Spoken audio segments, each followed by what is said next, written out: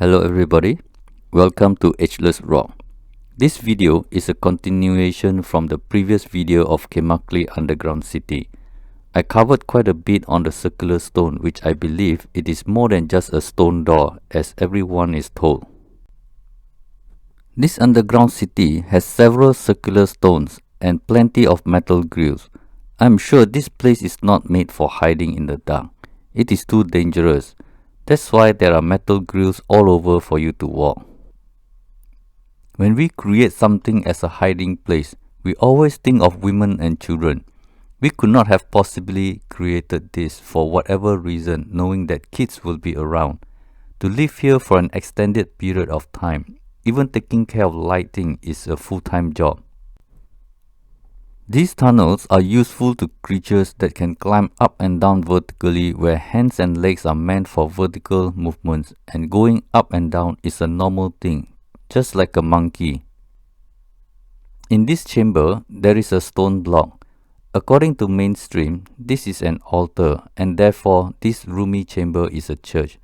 If you go to any church, the altar is always in front of the congregation.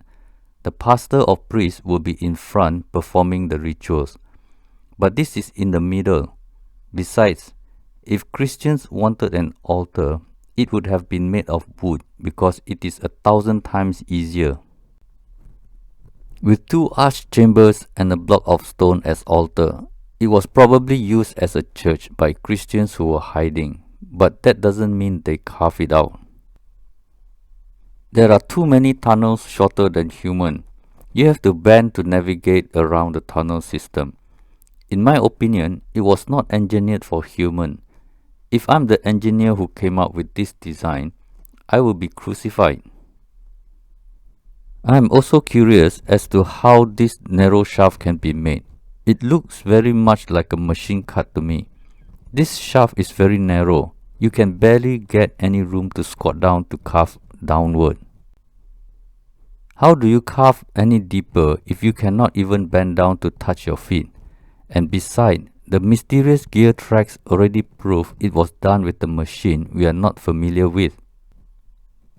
The gear tracks technique was also used inside the tunnel on the pillars and walls. It is the same tool used in China, Bolivia, and other parts of the world. You can check out my video on mysterious gear track quiz.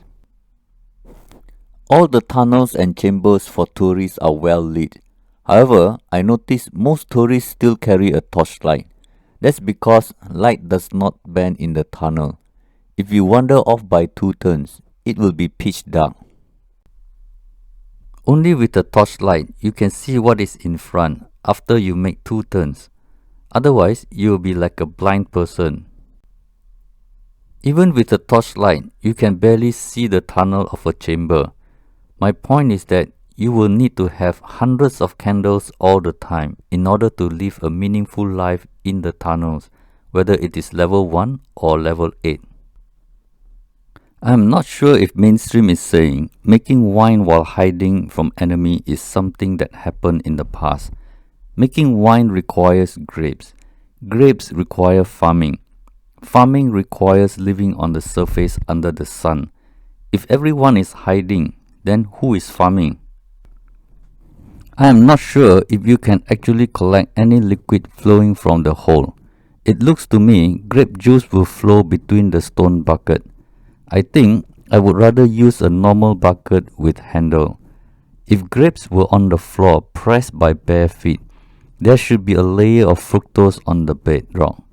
I wonder if there is such an evidence on the floor. In the underground city, there is an andesite rock with 57 holes.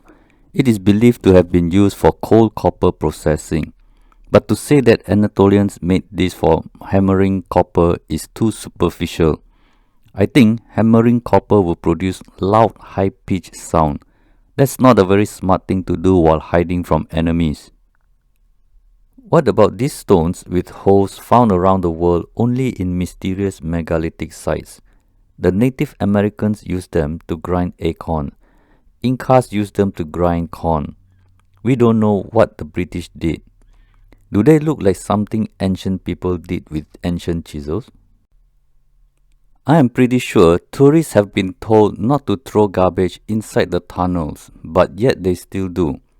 If 6,000 ancient inhabitants were to live here for 100 years, I think there should be a museum dedicated to ancient garbage. Kaymakli Underground City is currently the widest in terms of area, but if you are not happy with the size, you can walk 9 kilometers to Derinkuyu Underground City. I can only conclude carving bedrock was mysteriously easy in ancient times. From the photos and videos I see, I can safely assume the average width is 1 meters wide and the average height is 2 meters tall. The distance to Derinkuyu is 9 kilometers long, so that means 18,000 cubic meters of volcanic rock was removed. How do you manage 46.8 million kilograms of rubble without being noticed?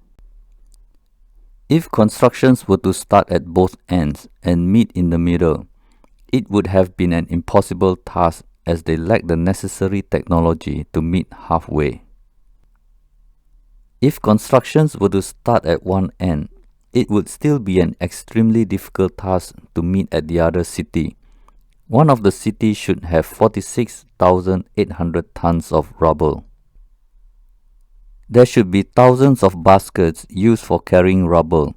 I can imagine 100,000 tools were used just for this tunnel alone. To me, Kaymakli Underground City is not something we should give credit to any human civilization of the past simply because it cannot be done by human.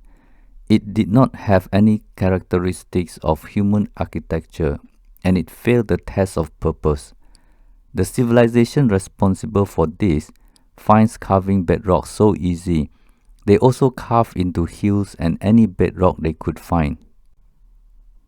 If removing bedrock is easy, I would assume many houses in Turkey have personal creepy underground tunnels and chambers without electricity. They can ferment their own wine, chill out during summer, hide from their mother-in-law, and so many things they can do. Removing bedrock was so easy. The mysterious builders not only did it underground, they basically tunneled through the entire area. Some are ridiculously high and dangerous. You wonder why they even did that. If this is a stone bucket for wine, and this is stone block with holes for copper, and this is stone altar for Christians, and this is stone door for tunnel, then I think I found stone urinals for men's washroom, very much like the one in Derinkuyu. If these were done by humans to live for a very long time, where are the wooden doors for rooms? Where are the wooden tables and chairs? Where are the wooden buckets and containers? Things made of wood are the things we use for daily life, and there should be thousands of them. Well, that's all for today. Hope you enjoy my part 2 presentation on Kaymakli Underground City and see you next time. Sonra, Guru Shurus, Gule Gule.